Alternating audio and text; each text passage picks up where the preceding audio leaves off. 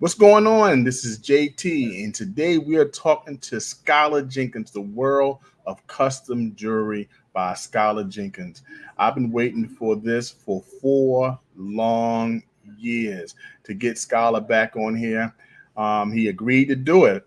So either I'm crazy or he's crazy, but I had to ask him for another interview. Man, I had such a good time 4 years ago when I started this channel, and I thought that the progression that I've been checking out online, I had to get him back on to talk about it. If you want to know who Skyler Jenkins is, let me share one thing with you. Skyler is a coin ring artist. I can't just leave him there. He's an instructor. He's a custom jewelry maker. He has built his channel up from things you can wear from 200,000 plus subscribers, over 200 videos, over 34 million views. Skyler Jenkins have taught thousands through his videos and his instructions around the world. So I definitely wanted him to come on to explain and just how he do it. So I had to bring him on again. So I'm gonna take this off the screen because we're gonna go through all this, in a few seconds. But I want you to meet the man, the myth, and the legend, Skyler Jenkins. Skyler, how you feeling today? Hey, how's it going? Thanks for having me on, man. Oh man, glad to have you on. This is Skyler Jenkins, people. We have Skyler here, and we have some coin ring creators in the chat as well. But before we go any further, Skyler, tell me a little about yourself. I've that's a good question. So, I grew up in Arizona and was in construction for quite a few years and joined the family business, which is construction related. And then got sick with Lyme disease and then couldn't work for a while and stumbled into coin ring making. And that was just an amazing journey. It's taken me quite a ways from the start. So, yeah, it's been a lot of fun. Now, I remember this story from 4 years ago, and I'm glad that you said it because I was writing my notes because you stumbled across coin ring making. You stumbled across this by watching a cartoon. Now, I spent about an hour today trying to find that very cartoon episode from Ruffman, PBS show, and I said, I'm gonna find this, and I want to be a little reminiscence to share that clip. I could not find it. There's over 300 episodes. Ruffman was on for 12 years ago on PBS, and I was like, this is crazy. It would be awesome to show a clip of the thing that inspired you. Now, I want you to expound on this for those in the chat. You had to change your career. You had to change your career. The family business is construction. This is something you've been doing for a while. And explain to the audience exactly what was your mindset after realizing you had to do something different after experiencing Lyme disease. Yeah, well, it was terrifying for one. The whole idea is all I knew was this construction industry and this business. And, I had recently became Christian after that point. So then there was all that flowing through my mind and I was praying to get better. I needed to get better, be healthy again. So I go back to doing construction. And as I was doing that, this clip came on from Ruffman. I've looked for it too. I couldn't find it either. So wow. But anyway, I heard it. I didn't actually get to see it. So I heard it as I was leaving the room, and then I went back to find it. So then I spent all that time looking online. And at that point, I wasn't thinking it was going to be a career. I mean, there was no way. I was just interested. And then once I saw one for sale on eBay, I really, really wanted one. So then I figured, well, hey, there might be something in this. So then I started trying to reproduce what I saw on eBay. And, over the course of time, I figured out a rudimentary way of doing it. And then whenever I decided, hey, this might be a way of generating income, pretty much everyone I talked to thought that wasn't really a good idea, And imagine that. Yeah. What's funny is most naysayers when you change something that drastically in your life. So you kind of have to push through a lot of that. But anyway, once I figured out how to do it, more or less, I started making them, and then I started trying to market them to other places around town, and they were like, well, these aren't all that nice, and I kind of got some static there. My mom and dad, they actually gave me they didn't give me a loan, they gave me a gift to go to the coin shop and buy some silver coins, because I was broke. Well, they were broke too, but they still gave me some cash to do that. And I thought that was a pretty big boost for me. Like, that was a big moment for me. I got to go buy a couple walkers, a couple barber quarters, and then I sold my very first one, which was one of those coins, in 2012. Wow. And then from that moment on, I'm like, there is money here to be made. And then I put some really serious effort into refining it. And, it was terrifying for the first bit, because it was less terrifying than it got going. It gets less and less worrying, obviously. You start seeing some money come in. Right. And Saturday markets and whatnot, I was more sure than ever, that there was a good market for that. Right. And, fast forward, it just kept growing from there. So. Awesome, bro. Guys, he told the whole entire story, so why should we stay? That's it. Now, everyone have a good night. See y'all next time, okay? But no, to be serious, but that's one of the things that is when you come into this this business, we have a lot of people that I talk to, like, through emails, through comments, through videos, just like I used to bug you when I first started. I'll go right into your videos after you posted and like, hey, Skyler, how you do this, how you do that. And I was kind of amazed, like, man, you can actually make a living off this. So CoinRings started it all, coming from construction, realizing you watch this show, you got an interest, you got a real coin ring in your hand. Okay, how did you figure that I can start a business? What was your first step, and how much did it cost for you to start, from getting your first coins from that loan, from that gift? And give me a roundabout exactly. How much would it cost, and how did you first market? So that's a good question. I'm trying to think back. The thing that really sticks in my mind for cost, obviously the tools were the cost. And my problem was there wasn't pre-made tools ready to go. It was a machine shop.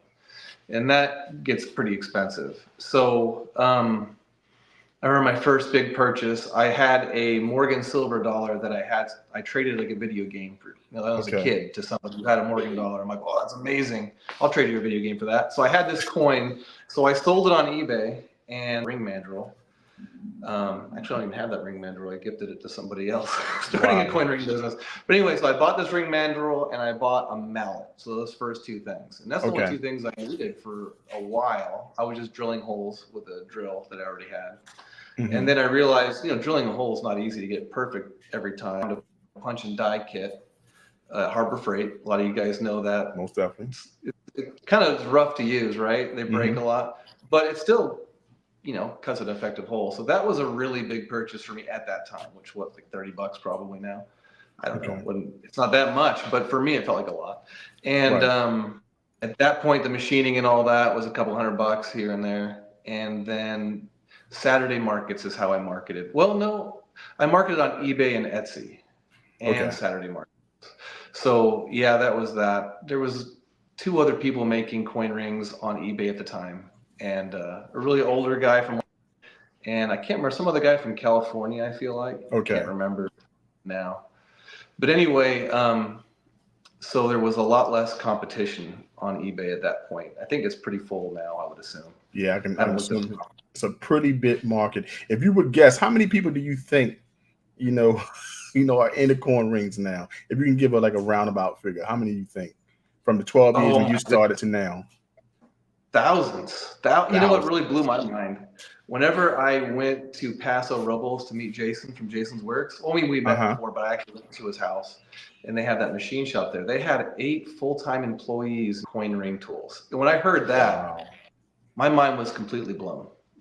Completely blown by that. So it's got to be a lot, with that many people. And I talk to people all the time, obviously, who start businesses. And I know I've helped at least 4 or 5 people here locally to start those businesses too. Wow. So I mean, when I meet, I'm like, man, you should be making these. This is amazing. This is amazing. But then, you know what? For those in the audience and those watching on Instagram and Facebook, along with YouTube.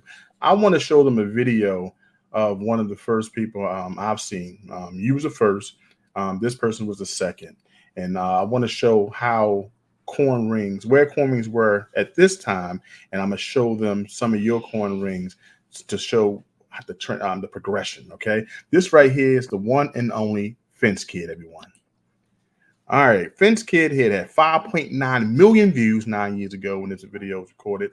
He's going to take this regular quarter. He's going to beat the hell out the quarter with a hammer on the anvil, as we see right here. And this is one way that they did it. He took a drill right in the center, then took a file and filed that baby down. As you see right here, Fence Kid is making a 1953, which is a 90% silver quarter, into a coin ring. Look at this is where it all started from, making rings with little tools, as Skyler was saying. So have you ever made a ring like that? My very first. Actually, what's weird, I was just unloading. We just moved recently, right? So I've been unloading stuff to bring it back in the shop that's supposed to be here. I found my first coin ring. My brother made me a shadow box with it. I gave it to him after I got done because it didn't fit me. I'm like, wow, this is really amazing. Wow. But my very first coin ring was from that video. I'm sure of it. Yes. Yeah. I mean, it's the basics, and we see that a ring can possibly be made. I have 2 rings that were made like that. I don't know who made them, but I went to my local coin shop, and voila, they were there. He said, "I think you would like these," and I do have them in my collection. I maybe one day give it away as a gar or something like that. I think it would be something good to have.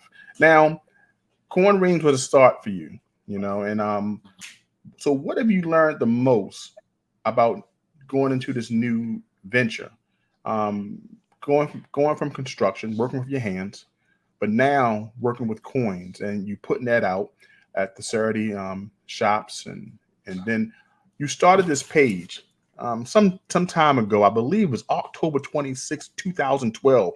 I believe I looked up one of your first posts. We have this right here. Tell me, what made you want to start a page, and what do you want to do with this page? Originally started my YouTube channel for one purpose. I had just built a website, and I was trying to get it uplisted on Google or whatever, so that we get more views. And someone said on something that if you had some videos connected to it, that gives you more backlinks and helps push you up in the rankings. And the reason I started it, and so I put some videos out of things I'd made, and I put them on the listing on the website. So that's the reason I started it. Right. Did you think that you were going to help thousands of people by your videos? Not at all. Matter of fact, I realized that there was anything back then. I don't think you had to work to get monetized either. Like, congratulations, by the way, on your monetization. That's thank you very much, sir. Thank you. As you know. So anyway, I had those videos up, and I had I didn't care about thumbnails, didn't pay attention. But one of the thumbnails for the 64 Kennedy half dollar was just auto-generated. It was a picture of it with a hole in it. And then all of a sudden that started getting a lot of views. And I was like, whoa, there's a lot of views coming in. Oh, they give you money for that. And so once I realized that, well, there was a lot that went into this to start putting up how I actually do it. There was a big shift there. I was going through into college at that point to be a pastor, and the coin ring stuff. Now it was a full-fledged business. Now it kept me busy, all day, most days. Right. And I was really away from my studies and stuff. Now, even though it was our only sole income in the house, I thought to myself, well, there's God will always provide a way, no matter what, right? So I'm going to put up these videos, and it'll push me out of this thing because everyone's going to know how I do it. And then it would push me into the ministry, And as I did that, it worked the opposite, pushed me further into the coin ring making. Now I still, went through college and everything like that, and I teach at a youth group and stuff like that. So I mean, I get both, but my thinking was flawed. And I remember when I put that first video up, it started getting traction. And another coin ring maker, the other guy that I was talking about that was selling on eBay, he contacted me. I don't think it was that guy. Actually, it might have been somebody else. He contacted me and said, hey, this video is really amazing, but you really did take it down. And I'm like, why? He's like, this is going to hurt everybody having this up there. And then I really thought about that. And I called my dad. I'm like, hey, this guy's thinking I should take it down. I think I'm going to take it. And then my dad's like, did you feel like it was the right thing to do when you started it? And I said, yeah. He goes, and don't second guess yourself. Keep it up there. Right. And so then then I started going full into really just letting everything out, like everything I'm learning, everything. Even if I was developing it, I was immediately putting it on YouTube. And I think Jason feels the exact same way as I do. All these knowledge, it raises all boats, doesn't it? Right? Right. There's more and more people out there learning how to do it. You know, there's a bigger market now. There's Chinese companies now copying them. I think that's crazy. I love that, actually. Right. It's crazy. It really does. It's crazy that how it just progressed, and you were there right in the start of. Plus, it coming online. So really, it's like you are the face. Jason is the face. Everyone who started that 12 years ago, like me coming in 2018, you're the person I seen.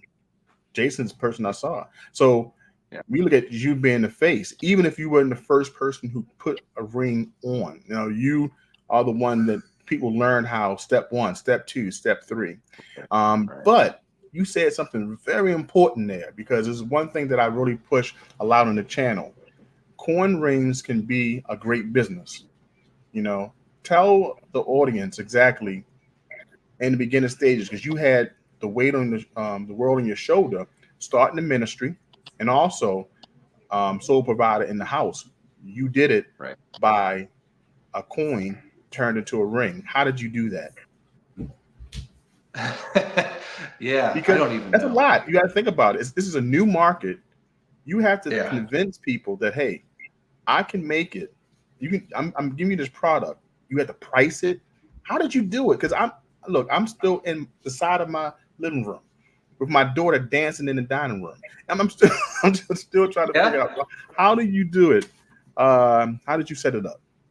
Pricing has always been terrifying for me also. So the first ones I put up, I started by kind of looking at how much time I put in, and you got to factor in all the tools you made, everything like that. And then I put up at an initial price, and I look back at those prices. I think it was like $19 or something like that, $15 for a quarter coin ring or a $half coin ring. Right. And then I realized other people were selling them for like a lot more. So like the people that I was looking at originally were selling them.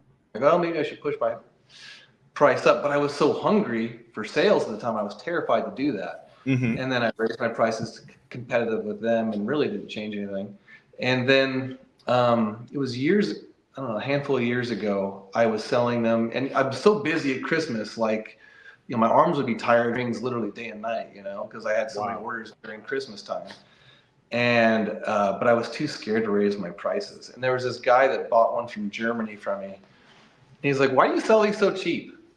And I'm like, "What do you mean?" He's like, "You could sell these for more. Your time and your craft is more valuable than what you're giving."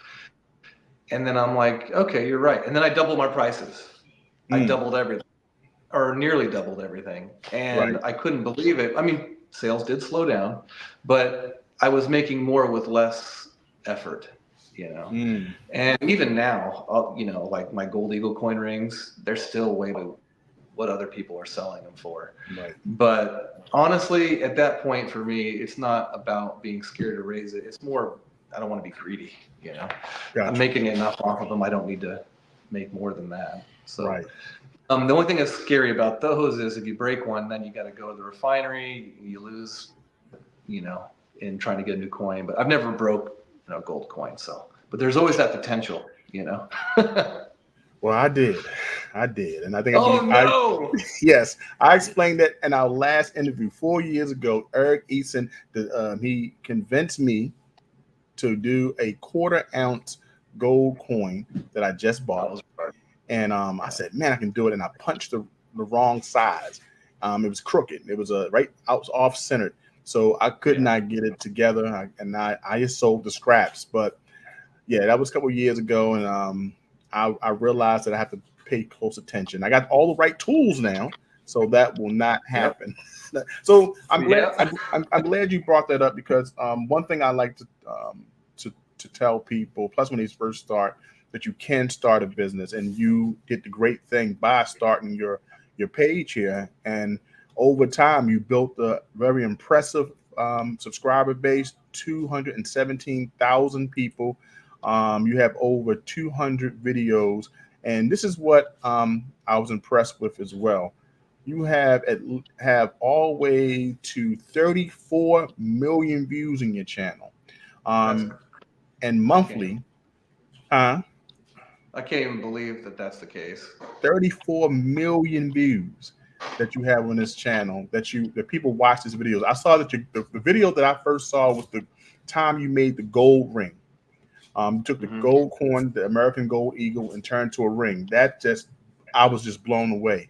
5.5 million views in that. I was like, this must be the man to go to. So let me check out this video. And ever since, I go back to that video because you paid so much close attention to detail to make sure that all the details stay intact on that coin. And that's one thing you show. But one thing you do well is as you do well. But I want to talk about that as soon as I start to let everybody know in the chat, because people are here that I want to introduce you to. Okay, now this person is a new coin ring creator. Okay, his name is Dave Pierce. We got Dave here. Thanks for coming in, Dave. Hey, what's up, Dave? How's it going? Dave, and we also have here Brown Sugar is in the house. Hey, Brown Sugar, thanks for coming in. The Broke Stacker's in the house. Thanks, Broke Stacker, for coming in. Appreciate you. Rocka Mars was here first. She was here at 6 o'clock saying, hello, everyone. I said, I start at 7:05. But thank you, Rocka Mars. She always comes on time. Thanks, Rocka. And this is my friend Giuseppe Vincenti Pino, or Scully Bones, up on Instagram, all the way from Germany. We have him. Thanks for coming in, man. I appreciate you. He says, my favorite my favorite YouTube channel on my favorite community. Awesome. Nice to meet you all. That's what I'm talking about. And we got Ryan James, had to throw it in. JTCoinRings, I tell you. And the one and only Shakana says, I told him it wasn't worth the quarter he made it out of. I'm telling you, y'all had the naysayers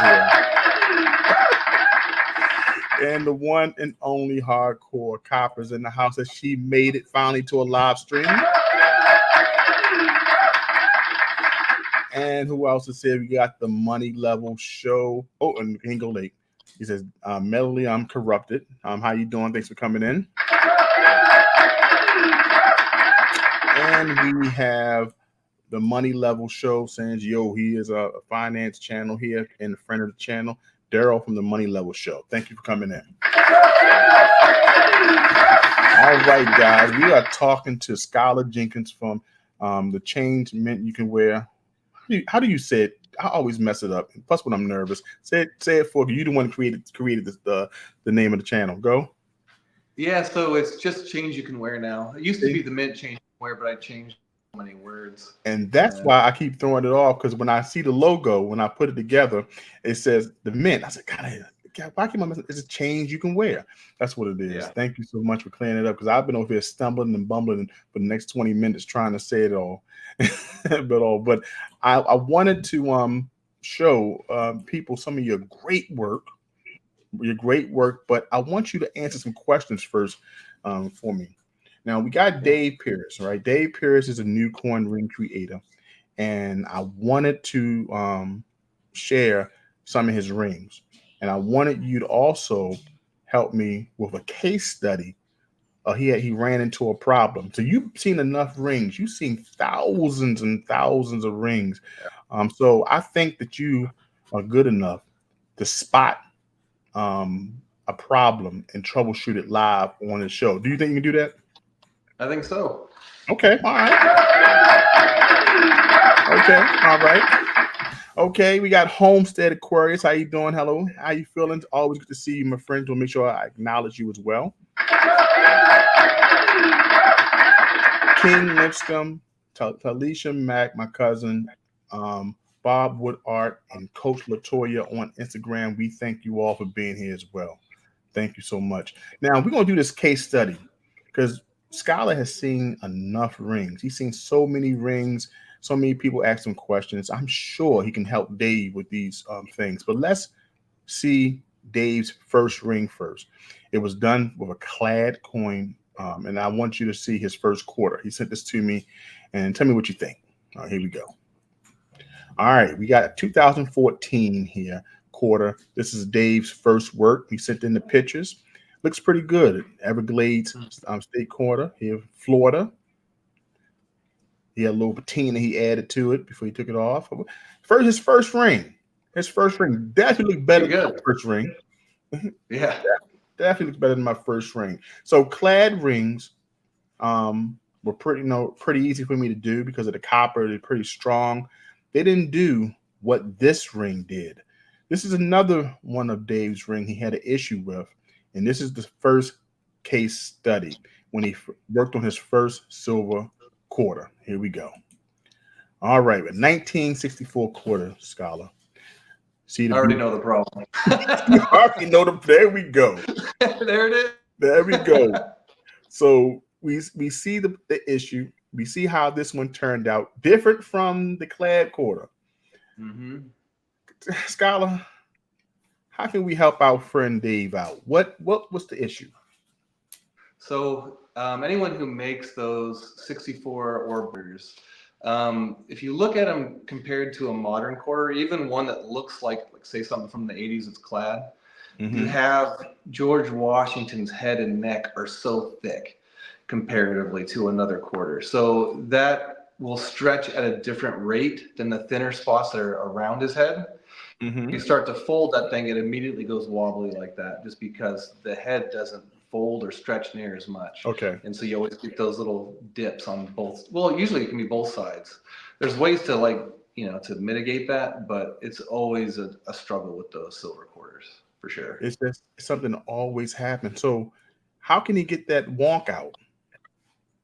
So there's a couple ways of doing it. Re-anneal it, shrink it down in a Swedish wrap die if you have one. And then what I try to do is ignore the wobble at that point. You're going to pull it out, it's still going to have a wobble. Then you'll reduce it, size it, reduce it in your 17-degree die, and then turn it around and make the sides match. A lot of times just doing that will help get rid of it. And then there's the other way if that didn't work. A lot of times stretching it and shrinking it a couple times helps. If that doesn't work, and then re-anneal. And re-annealing is really key because that helps things move a little bit better and get that out of there. If that doesn't work, if there's a video I put out a while ago, tips for fixing a wonky coin ring. My favorite one is taking one of Jason's works. I think it's a 0.7 by 0.8 17-degree die. Use that a lot for straightening wobbly rings. And basically what you do is you put it coin edge facing up on top of the die, not in the die. That's why I use the smaller one. You put it on top of the die. So that way you have the hole that you can put a universal folding cone through so it can go down through the coin. And then you push it, unpress if you have it, and that'll press the bottom edge of that coin ring against the flat part of the die, and it'll usually straighten things out. Okay. So then you resize it again, and it should be a lot better. Okay, definitely takes all that wonk out. Hardcore Copper says, "Dang, Skyler is good," and she said, "If it doesn't work, tell him you did it on purpose. It makes it unique." Yeah, that's right. That's what I'm talking about. So we got another case study. He sent something else in. I want to know if you can help him. I said, no, this is the show to ask the questions because Skyler Jenkins will be on today. So let's go to this this next one here. Let me find that question here because I said, look, man, I'm not going to try to answer. I don't want to mess up. So here we go. Let me see, can I stretch this out a little bit more? There we go. Bam. Here we go. All right. This is the question from Dave. All right. Let me go here. It's got to make this a little bigger. All right. Dave says, "Hi, JT. Hope all is well for you. I was working a 1964 quarter tonight when it occurred, and I was hoping you may have some insight. It is like a section of the coin itself began to delaminate. Originally, I thought it was from the pliers I was holding it with, but I do not think it was. I appreciate your thoughts. Have a great day, and thank you in advance. Dave Pierce." Okay, I know you've seen this before. Oh, yeah. I'm sure you've seen this before. One second, let me put you back on the screen. Okay, let me move this. Let me do the stage. There we go. 1, 2. 64 half, correct? Yes. Okay, 1964. Yeah. 1964 half.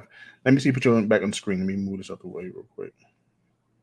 1 second. I'm sorry. All right. Okay, that's the first one. I think we do it this way until I figure this out. So that right there is the 1964 half. This is the first picture. That's the second picture. And this one is the third, how he sent it. What causes this? So 64 halves are I'm sure as you have real big issues when you anneal them, even if you don't anneal them a lot of times.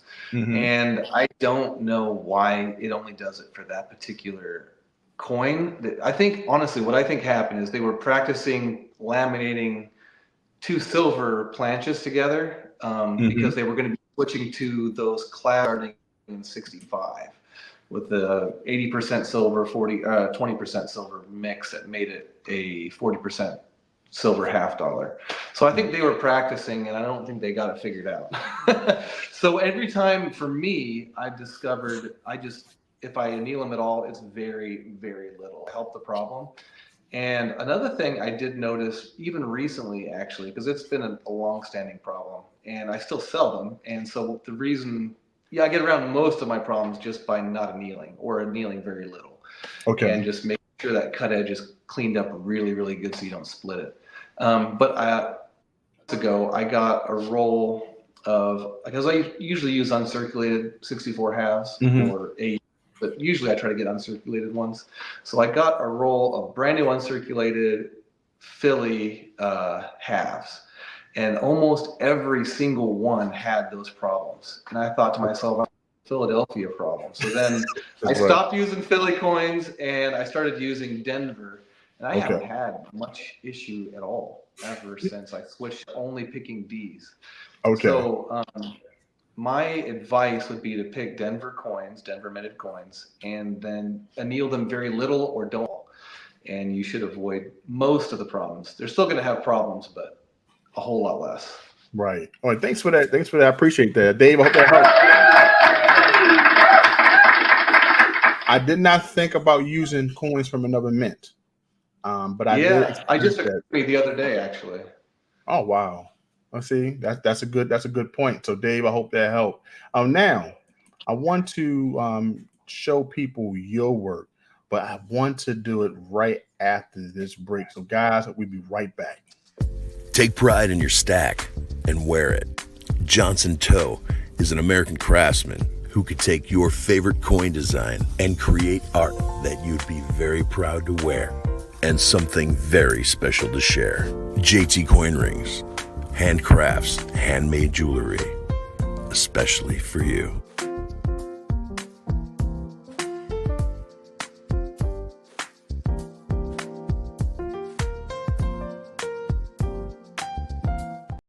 All right, we're back, people. Thank you. Dave says, thank you for that advice. And we got it from Skyler, guys. Thank you. So he said, appreciate that, most definitely. Now, I want to show them the progression of your work, Skyler. Some of the things that I found online, I took it to, thank goodness you're here, so I don't have to put fair use and disclaimer, and you won't he won't report me to YouTube. So I ain't trying to get my channel shut down and get demonetized. But I found some work from what you was doing, like progression, kind of sort of. So this is what I call this slide. So once I show it, you can kind of tell the people in the chat exactly coming from coin rings to this. All right, this is how it started, guys. Coin rings. Now this man wound up doing engraving and putting spinners, adding engravings on the side and the cut edge, putting diamonds and jewels all in it. Then he went on and started making pendants, then splendid pendants on top of that. And then he put more jewels make this out of coins. Then he put sapphires and diamonds all in it. Your style went from how everyone started making coin rings, regular Morgans, and you progressed to making fine jewelry. The World of Custom Jewelry by Skyler Jenkins. Last time I talked to you 4 years ago, you was just about to go on this journey. You wanted two things happening. You wanted to start the ministry full time and also get into making custom jewelry. Please tell people, you could have just stayed on YouTube and watch people's videos and learn. Why did you pick custom jewelry and learn it in a class setting, doing the route that you did? Explain that. Yeah, so learning on YouTube is awesome. I think you can learn a lot on YouTube, but there's something to be said for like just engraver sharpening, things like that. You do it at home, you think you got it figured out, you have a bunch of tools, and then you find out you're using the wrong ones because everyone's doing something slightly different. And I see that with coin rings all the time. People kind of get different videos, different ideas all mixed together. And that's the reason I made that How to Make a Coin Ring Perfect Every Time, that video, because it really lays it all out. This is this whole complete 10-minute video. But anyway, so when it comes to fine jewelry, there's just a million ways of skinning a cat. And you sharpen a engraver, you think you're doing it the right way, and then it's not cutting right, and you don't know why. So now you've got to reinvent the wheel trying to figure it out. And there's something to be said for you doing it in a class and then someone saying, oh, I see what your problem is. You're doing this or that wrong, or it's slightly different than I should be doing it. And it just cuts that learning curve way, way, way down. So that's why I decided to do it. And I invested almost 2 solid years of full-time work into that. So that was time well spent. And I plan on, I'm thinking of going to the Netherlands to do a stone setting class here hopefully soon, and do an engraving class. And I can stone set now, but I want to keep progressing as I go. So how many hours have you put in?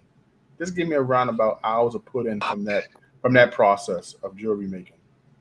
I have no idea. It's an everyday thing. So every single day, I mean, not every day, I guess. I usually work about 5-6 days a week, sometimes 7. But yeah.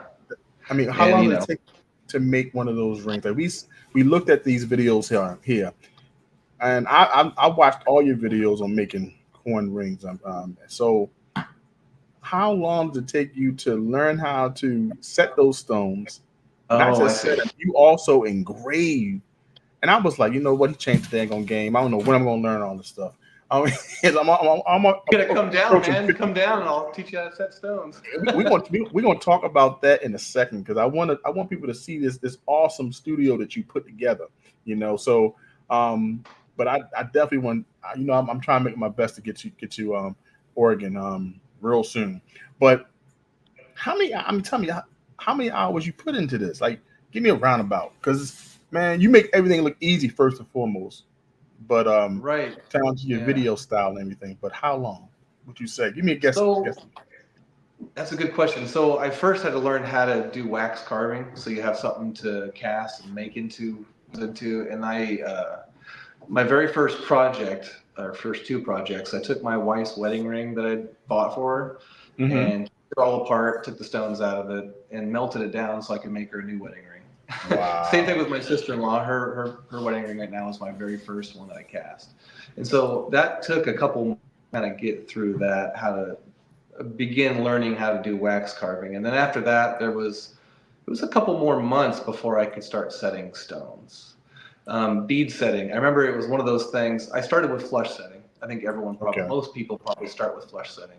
And I struggled with getting it all nice and tight in there. And then you see, especially on YouTube, they just roll a thing around there and it's set. Well, if your hole's too big, it's never going to set. That's where I was always struggling with. So getting that figured out took me months. And I mean, of every day working, months. Maybe I'm a slower learner than other people. I don't know. But once I got over that initial hurdle, bead setting was like, ooh, so much faster and easier to pick up. It was like you can see a couple of my eternity bands on there. The very first one probably took me a week to do, to get everything made and set. And now I can make one start to finish in a but it was weeks and weeks and months of learning before I was able to do it with any level of confidence. How long did you say it took you to do? You said now it takes you how long? Oh yeah, it took me a solid week to make my first eternity band. Okay. It takes you forever. It took me forever to get the right width, the right depth of a band to start with. Then once I'll never forget, was trying so hard the lathes that I was learning on weren't like the nice machine lathes that I have. They're like a little hand lathe that you connect to your Fordham. And I was struggling to get an even band, and then the guy I was learning from, Paul Bartnick Designs in Portland. Amazing teacher, by the way. If you're in the Portland area, look up Paul Bartnick Designs. He's on the 8th floor in the Willamette building. But anyway, I was struggling. I was doing this for a couple days, just making one after the other, screwing it up, making another one. And then I'm like, I'm struggling. Real easy, let me just show you. He sat down on the bench. 5 minutes later, he's like, here it is. And then I was like, oh, right on. I went to go grab it. He's like, crushed it. He's like, now you do it. Oh, wow.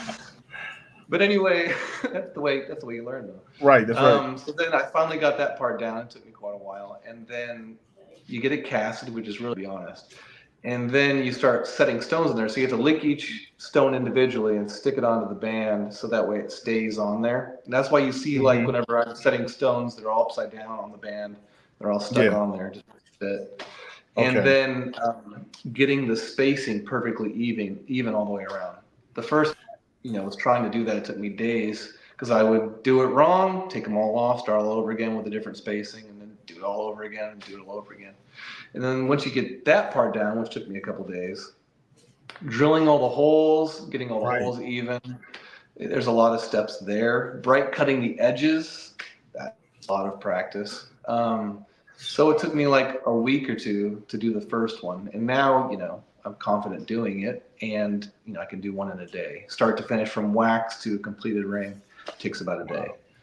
It's amazing to me because you do so good at editing your videos. I'm like, this is much harder than this man is showing right now. That's why I said I love watching the YouTube videos, but I'll need to be in a class. You did it for 2 years. You just explained it took weeks, months for you to understand exactly what's going on. And that's what I need to feel, because in order to do what you're doing, I can admire it, but I'm like, it's going to take some work. So I absolutely love the fact you shared the whole process. Now I'm going to ask you a question about each phase of the business. Okay. And I want you to explain exactly how much more a newcomer or a person at that phase can sell their rings or their merchandise. Okay, because I want people to really understand that this is not just a little local hobby. It can start as a hobby. It can go to a lucrative business. So, the first thing, turning a coin into a ring. What's the range of price from coin to ring? Just that. What can you sell that beginning to? Okay, yeah.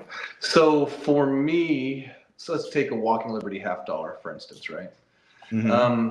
I buy AU Walking Liberty halves, and the thing is, I get a better price too, just because I've been dealing with these local coin shops for so many years that they save them, and I get a good deal. So, say it costs, I don't know, $15 for it might be a little bit more, but say $15 to $20 for a nice looking Walking Liberty $half, and I sell them for $90.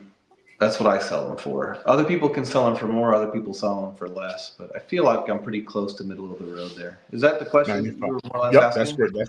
Fantastic. $95. You can take a walking liberty. You can sell it, a regular coin, turn to a ring, a silver coin to a ring.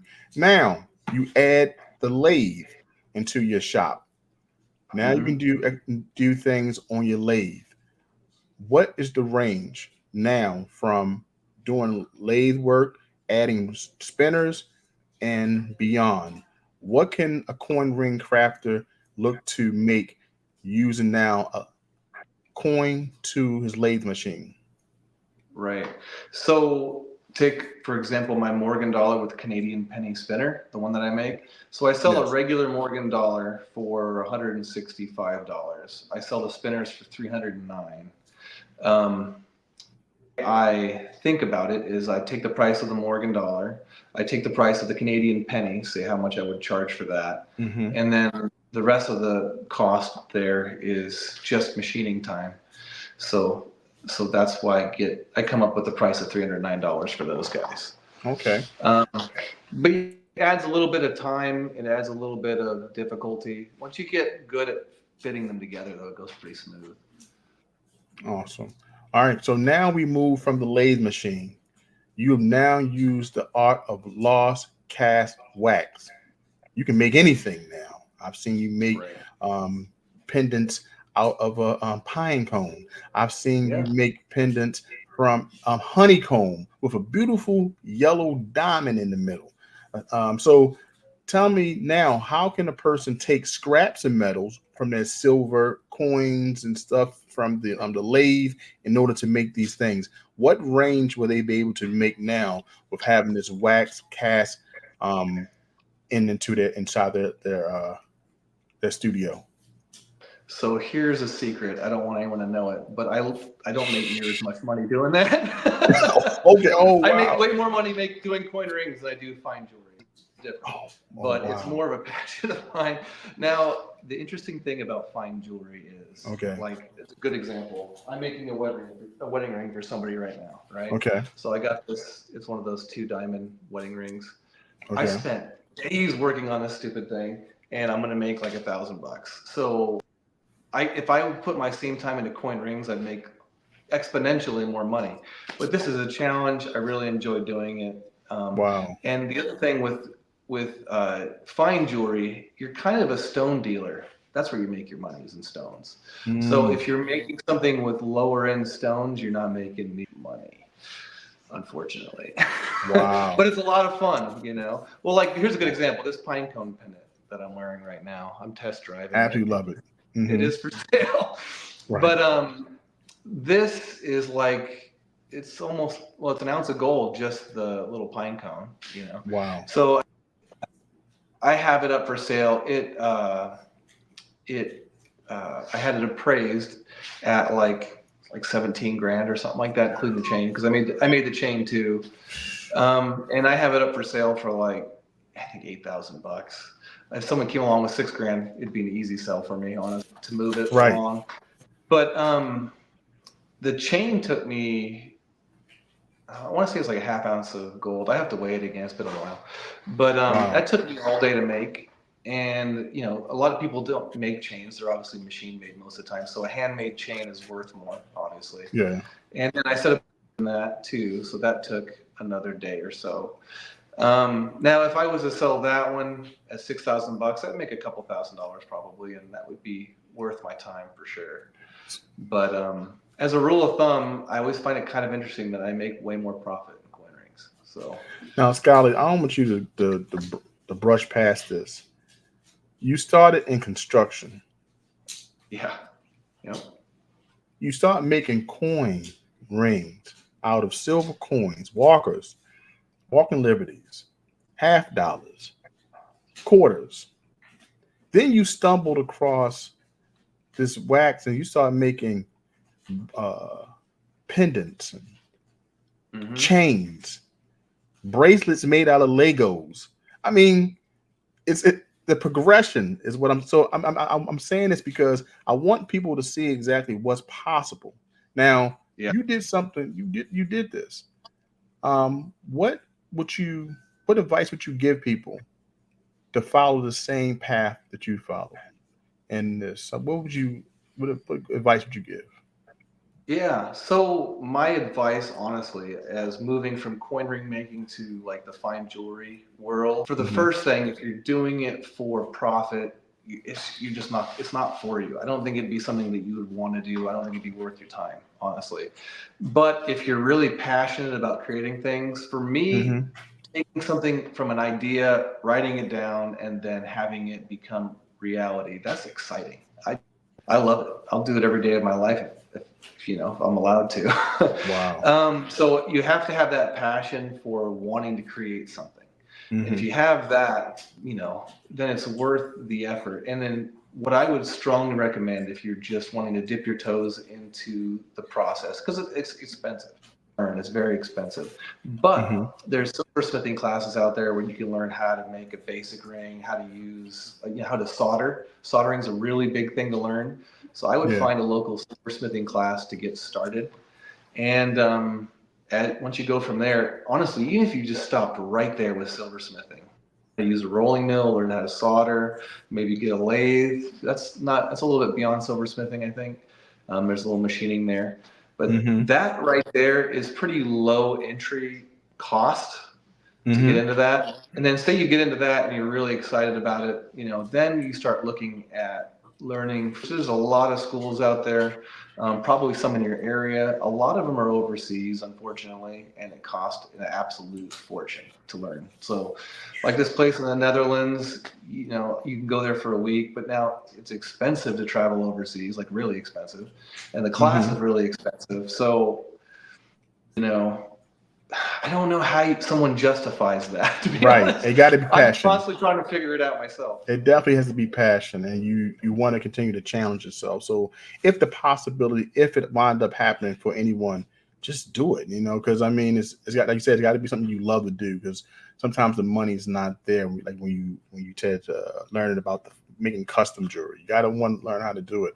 I want to see how far I can go. And how far that is, I've just enjoyed the journey. That's my whole thing. Just enjoy the journey. Giuseppe Vincenti, my homeboy Pino from Germany, says congratulations to the new shop out there in nature. Looks very nice. The Skyler also start the online classes he was talking about in one of his videos. Well, no, I haven't quite got to that part yet. I'm trying to figure out how to do it, to be honest with you. And then I did start doing like the in-person group classes. And then there's a little bit of a security issue there, I don't really know how to now. So there's two different types of online classes or in-person classes. There's the one where you just come in and make a ring, local people. So you get masses of these local people coming to my shop here, and I've got some security issues at that point. I think I started to shy away from that a little bit because of those reasons, and so now I do one-on-one in-person classes or small group classes where people fly in. A lot less concerning for me. I got security measures here and all that, but there's always, people can rob you for all kinds of reasons. So that's true. That became kind of a concern for me at that point, which really sucks because I love meeting people in person. I love doing in-person classes, but the risk was a little too great. Well, you saw what happened in Portland. I was in the middle of those riots. I was learning downtown when that happened, and the whole place got looted. So that really got my mind turning a little bit on some of the risk factors that are there. And that, there was an organized crime thing in Seattle too that, shot up the jewelry district too. So this is a lot more serious than maybe I should give it more, more thought, more attention. Maybe I should think about it. But anyway, so the in-person classes, the small group classes I do, and usually people just contact me and we set them up. But no, that's a fun. Now, I remember some years ago, you was basically saying that you wanted to do less traveling, and this is one reason why you wanted to do the studio, to be close to home, if I'm not mistaken, and also have somewhere to actually to build. And you built this with your own hands. This man, you chopped down trees, and you did. It was amazing. I want to show people this progression, so let's show that right now before we get any further. Okay, so here we go.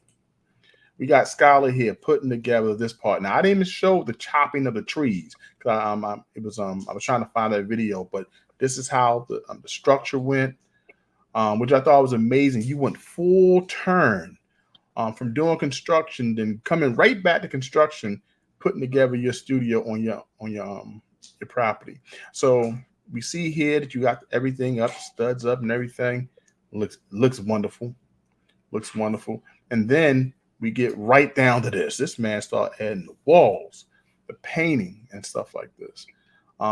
It started to come into fruition. You got the wallpaper there, putting down the flooring, which I thought, I mean, I can't do none of this.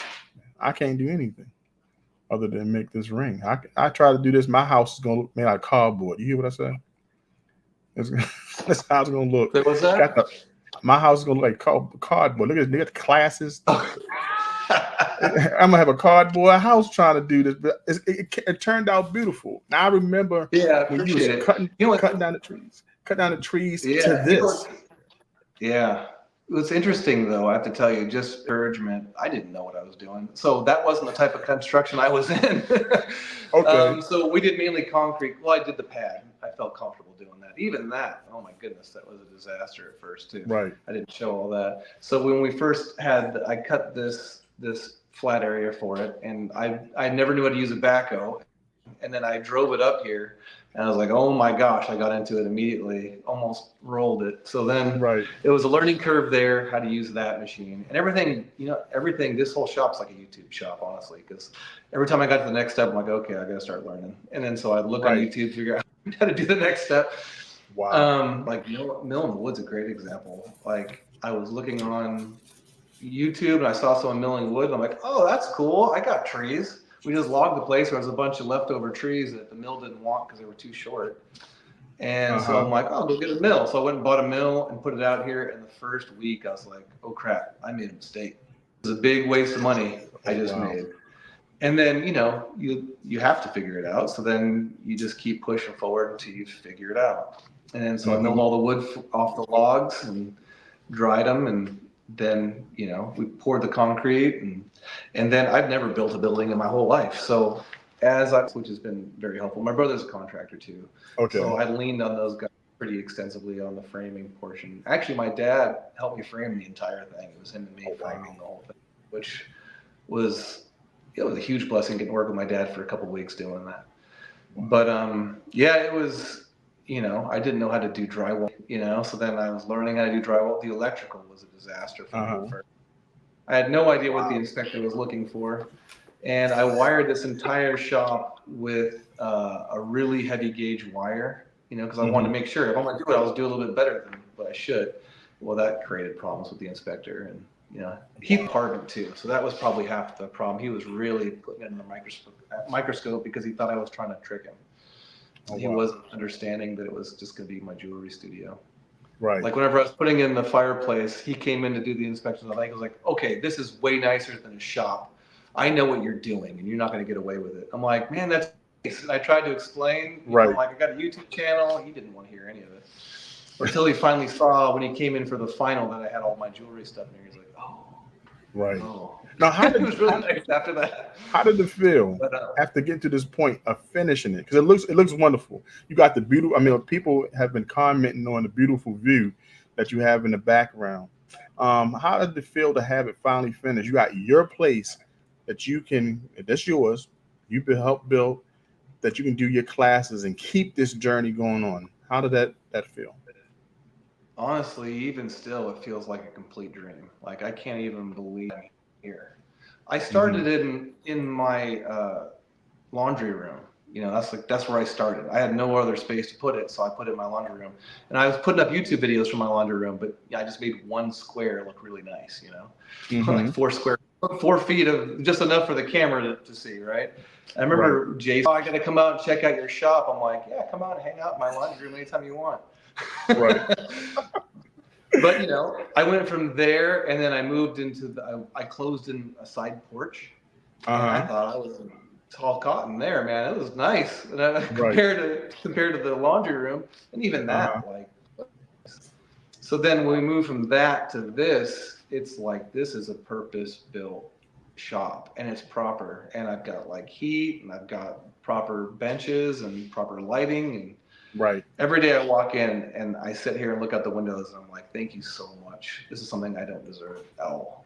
But That's crazy. That's crazy. So look. Guys, on Instagram is about to end on Instagram. It's only an hour shooting on Instagram. So guys, come over to YouTube or Facebook to watch the rest of it. Before we go any further, we got to play a game, but I got to make sure I have all my questions. So I sat down and wrote these questions, but this is the sum of it. You started with one career. Something happened that made you have to do a turnabout, and you stumbled across something new, right? To what you have right now. You help thousands of people to learn something as crazy as turning a ring from a coin.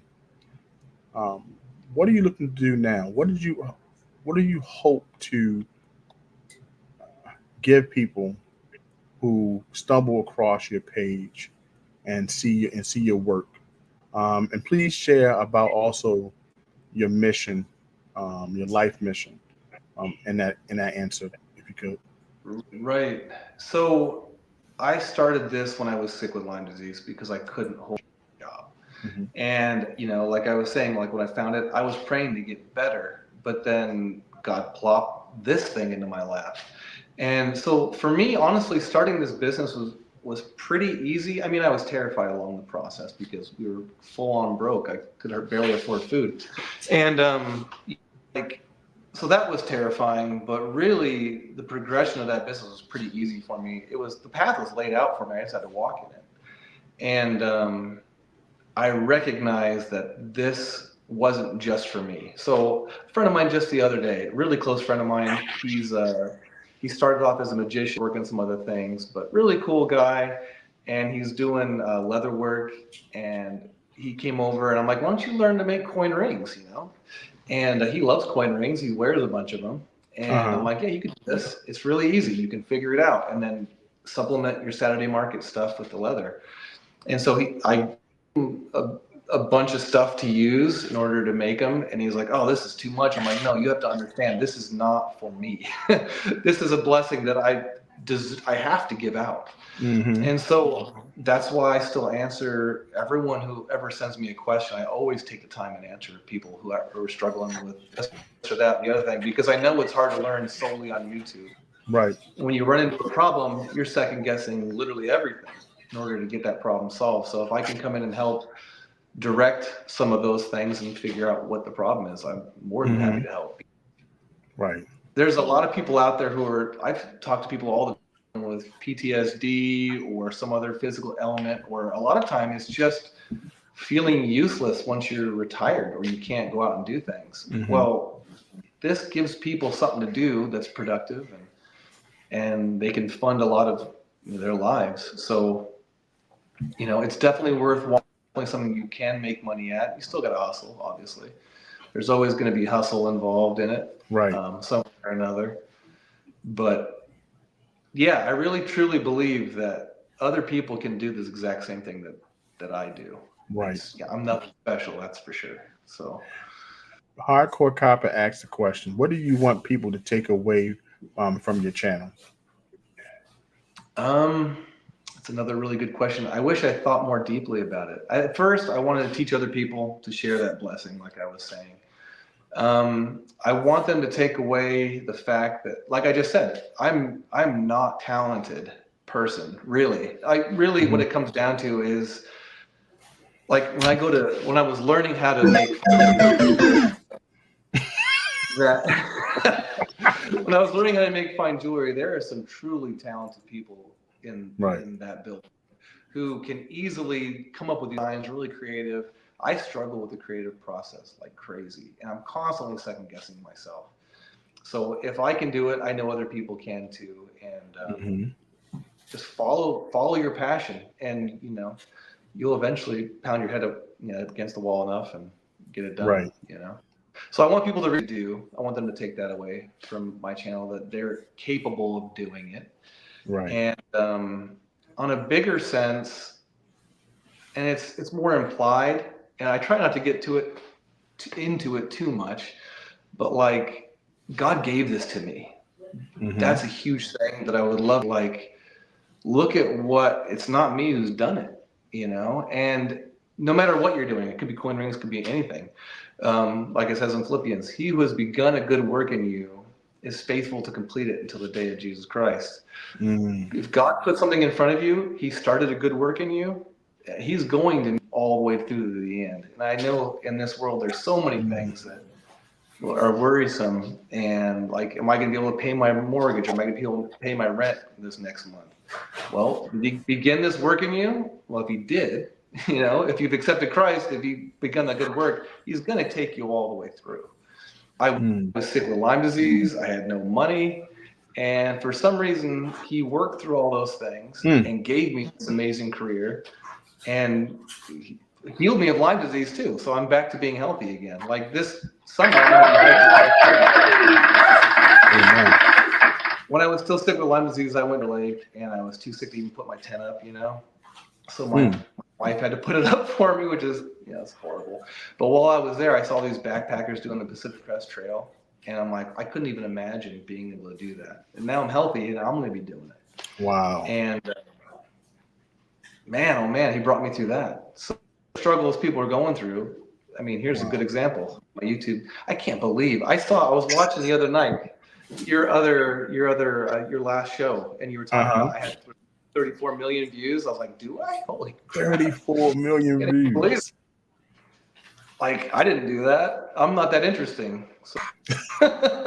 No, you'd be surprised. It's just like, I tell people about this process, Skyler, is that you take the time out to put your work out. Sometimes you forget what you did, but you don't know how much of a blessing you are until someone brings it up to you. Like they'll say, "Oh, JT, you helped," and I'm like, "Well, I got it from this person, and this person helped."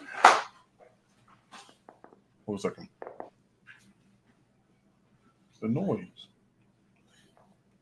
I'm sorry. I got some kids giggling outside my shop too. You can hear it. Okay, good gracious. But the point I'm trying to make is this: you never know what may come, what come out of it.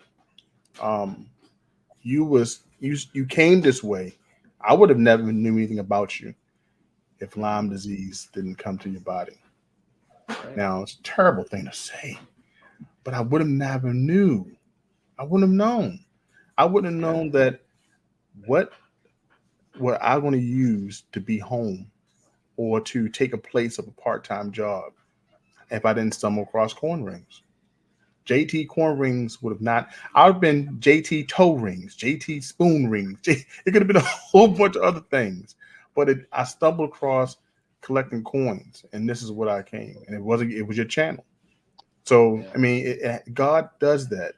He puts people in your place, and like he in the mention, one of the comments said that God knows who to give talents to, because that person will eventually know what to do with that talent. And that's what you've done. 34 million views, over 217,000 subscribers. And today you're still doing that work. So I just want to thank you for allowing God to use you and continuing to work through you, through your ministry, your life ministry. So thank you so much. Now, he says, Dave Perry says, now she wants to take your Takis. Now this is my daughter loves Takis. But what I wanted to bring up, Dave asked a question. He says, how do both of you, JT and Tyler, package your rings to send out to customers? Skyler, I'll let you answer that. Okay, so with let me I might have it over here. Okay. Mm-hmm. So when it comes to regular coin rings, I'm terrible. I should probably do a better job. Just put them in a little plastic baggie, and I have business card for change you can wear, and I got a business card for my fine jewelry branch, which is Sojourn Fine Jewelry. And then I put a Bible bus thing in there too. I throw that all in a bubble mailer and send it out. Now, when you start going up, like the coin, like you get like a spinner ring or a gold eagle. I put them in. I got these custom boxes made. They say Sojourn Fine Jewelry on it. That's my fine jewelry branch, and so I'll just put it in a box like that. Put it in a priority box and send it off with the same things in there. But that's how I package. I see some really amazing stuff other people do, and I'm like, maybe I should up my game. Well, I know I have to step my game up. I found little black boxes, and I put in my channel sticker. I made sure a jewelry cloth, put it in a nice felt bag, and I send it off. So I try my best to just keep it the same. And but I did see some beautiful things out there that I want to try out as well. So yeah, I definitely have some I want to see. All right. Let me see if I can hear him. Bring him in. Now we're going to play a game real quick. Let me see right here. Let me see. Can I do the present? I can do stop screening there. And I want to go ahead and show file game. You know what game it is, guys. I'm going to get ready to play our favorite game, which is Hangman. We're going to play one game to see if Skyler can come up with this game here. So let's do. Here we go. Let's go here. See if Skyler came up. He had to go off. Like I think he had a frozen screen real quick. So let's see if we can get him back on to play this game. All right, bam. All right, let's do that. And Hardcore Copper said food. All right, let's see if we get it in here. Bam. All right. He says, JT says Shein has stuff you need for your business and it's inexpensive. I'm gonna have to go check that out. Definitely have to check Shein out. You know. But we're gonna get one game in until Skyler comes back. There we go. He popped right back in. There you go. Can you hear me? Yeah, you loud and clear. Oh man. Well, apparently this thing uses more juice on my phone than I would have thought. So. Oh yeah. I got it plugged in now though. All right. I saw you pause. I said, oh, it must have been the phone. I know about that. Look, Skyler, this right here is a game of simple hangman. We got everybody who comes on the show got to at least play one game. All you have to do now is pick a category: foods, games, animals, sports, or random. Which one of the categories would you like to play? Let's do foods. All right, let's do foods. All right, so we have here foods. All right, so all you have to do now is see, can you pick up a letter? But before we do that, guys, we're going to wait till the end of the live stream for those people who choose to stay he solves this to win a prize. And okay, you have to stay to the end. That's how we get you to stay all the way to the end. That's how I do the giveaways. I want to see the real troopers to stay past the hour. Okay. All right. So what's the first letter do you want to pick? Let's do an A. Okay, let's try A. Is there an A on the board? There is an A. All right. Okay, what other letter do you have? Let's go S. All right. Is there an S on the board? Let's see. Is there an S? There is an S. Two in a row. Oh man, I have to tell you, I was watching the last Hangman game you did. I couldn't believe they were. I wasn't getting it until people were saying it. I'm like, oh man. Oh my goodness. Let me see if I put it back up here. There we go. Is it back up here? There we go. All right, it should be back up there now. There we go. We got an A and an S. They try to do a little trickster on you. Try to take the screen out. Another letter. Is it just me or can the audience help? Oh, the audience can help. If they want to help, you can. Can you see the audience? No, but send me a lifeline. Somebody from okay. Do anyone has a lifeline for Skyler? He has two letters so far, A and an S. So Skyler says, hey, I know it's somebody out there to give me some help. I know it's somebody out there. So anyone out there? He says, help me. Help me. He says, give me the help. All right. Anyone has a letter? Anyone? I know Hardcore Copper has one.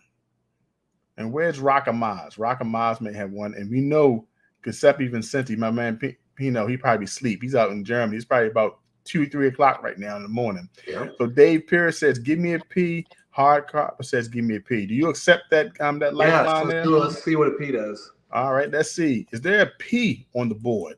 There's no P. Oh.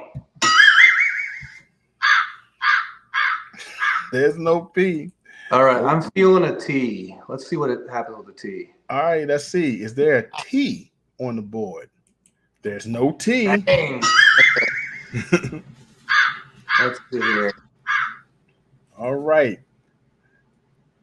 So Rocka knows the answer already. You know, we got one Rocka Maz. Usually she knows it. She goes through for the snipe. But will it be a snipe right now? Let's find out. Or will you solve it? It says, don't listen to me, Skyler. It's a Hardcore Copper says, do not listen to me. All right, Brown Sugar says, you want to try I? Is there? I sounds good. Okay. So you're going to take that I. Is there an I on the board? Let's see. There's two eyes, matter of fact. Dang, good choice. Brown Sugar is the snipe queen. She figures it out all the time. Then we got Hardcore Copper says, do we have an E? Do you want to take that consideration? Let's try it. Okay.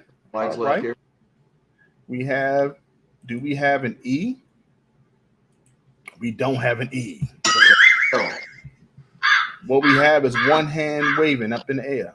Okay. And okay, Giuseppe says no, he's not asleep. He says, no, I'm already here with one eye. The other one asleep. Other one asleep. Yeah, okay. Do you have a guess of what this may be?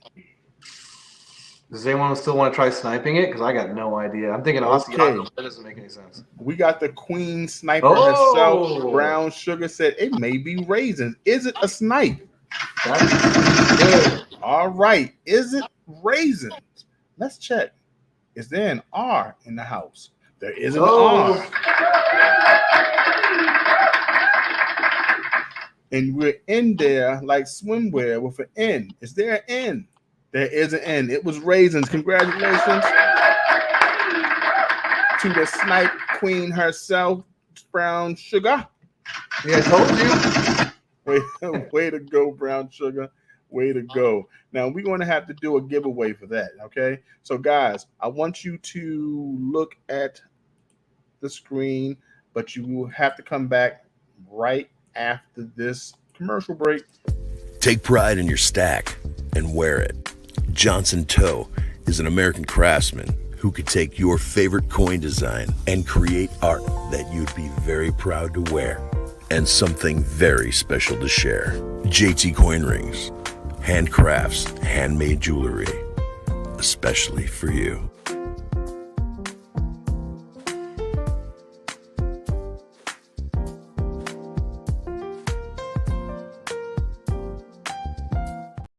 All right, Brown Sugar with that win. Congratulations, Brown Sugar. The snipe queen. All right, everyone is hangman. Everyone here is good at hangman. It is. Y'all are. Y'all always a team effort. Always a team effort. Now, guys, y'all have to put in hashtag coin ring for the giveaway. Now, this giveaway will be I'll give away a clad coin ring. The coin ring can be a coin ring, or I can make it a coin heart, your choice. So do that and we'll do a drawing. All right, let me then hashtag coin rings. Now, JT, I feel like I should probably donate the coin ring, don't you? I'm grateful to you for putting me on your show. Would you mind if I offered up a silver state quarter? Oh, wow. Hey, guys, let me tell you something. This was totally unexpected. So, guys, if y'all don't put that hashtag coin rings in now, I'm going to use my other phone that's right here to put my hashtag coin rings. So You're getting it done by Skyler Jenkins. Skyler, thank you so much for that. I appreciate it. I think there ain't be no argument to get a ring made by you. I think it would be awesome. It will be definitely awesome. I'm gonna have more people come in. So let me see how many people are in the drawing now. Let's look at it. All right. So far, we have 5 entries. Okay. And this ring will be made of Skyler Jenkins. So for y'all who did not see some of this man's work, let me show you exactly some of this right now. We see his coin rings here. He's been making coin rings for over 12 years. He adds beautiful detail to them, engraving of every sort. He even adds jewels to them. He can make a honeycomb pendant, his own gold chain with pendants in there. All types of beautiful stones, not just made from coins, but everything. This man can do it all. So to have something made with his hands is an absolute blessing. So thank you, Skyler, for doing that. So let's see if we got Luke Dog in the house. Luke Dog is in the house. Hey, Luke, how you feeling? Hey. I'm waiting to have Luke on as well. He one of the I love his coin puzzles and all the work that he does over there as well. Yeah. Luke Dog is in the house. That's what's going on. So, how many people we got so far? Hashtag coin rings. Hashtag coin rings. Okay. All right. Is everyone there? Put a 1 in the chat for everyone who entered. And then from that point, I will go ahead. If you're not on YouTube, if you're on Facebook, you got to come over to YouTube. And all you got to do is put hashtag coin rings. Okay, so now that I think I got it in, 5 is enough. Okay, and we started with the 1s. Brown Sugar, Homestead, Aquarius. Let's put the 1 in.